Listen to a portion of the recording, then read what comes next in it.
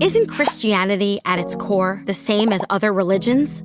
If you could put it in a pot and boil it down, wouldn't the remainder smell, look, and taste the same as Judaism, Islam, Buddhism, Hinduism, and the rest? What is religion? Just as we refer to our minds as being thoughts and ideas beyond the electrical impulses of our physical brain, the major religions propose that the human's true essence is their soul instead of their physical body. But just like our physical bodies, the soul also has needs, or it will starve. Each religion proposes to be a guidebook of that spiritual plane that helps lead our starving souls to soul bread. Aren't these guidebooks all the same?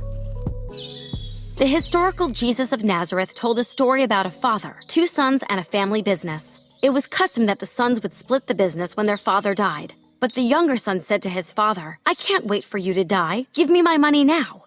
Seeing his son's true heart, the father gave it up to him. The son turned his back to his family and hit the road.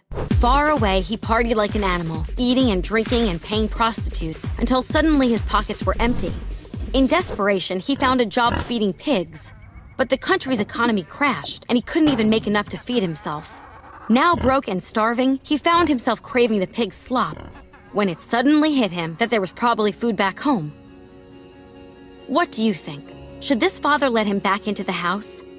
As long as the son works hard to pay his father back, then he should be able to get a place at the family table again, right? Let's see how Jesus ended this story. The son decided to return, admit his wrong, and ask his father for a minimum wage job. But still a ways from home, his father spotted him and ran out to him and wrapped him in a bear hug. Remorseful, the son began his plea. "Dad, you shouldn't even call me your son anymore."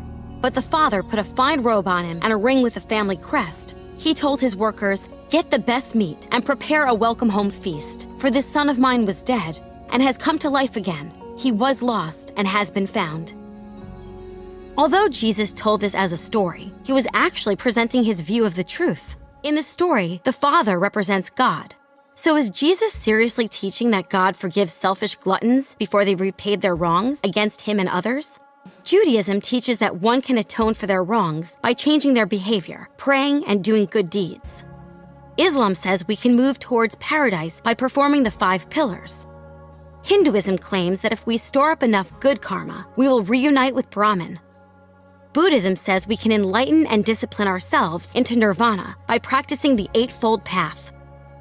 But in this story, the father embraced his son and fed him before he did any work. Why? Because in Jesus' view, it's impossible for a person to repay God for their bad deeds. God is a perfect judge who cannot be bought off with anything that we have to offer. Jesus said that when we die, we will face God with all of our deeds laid out. None of us is completely morally perfect, and none of us will stand a chance of justifying ourselves. Then, is there hope for us? Jesus believed so, and staked his life on it. He claimed to be God in human form who came to pay our moral debt with his innocent life, so that if anyone truly believed and surrendered to him, they would receive a full pardon from God and the power to change how they live. Other religions teach that our own self-sacrifice can pay our debt, but Jesus taught that only God's own self-sacrifice can pay our debt. All other religious founders claim to be guides to lead our starving souls to bread. Jesus claimed to be the bread our souls starve for.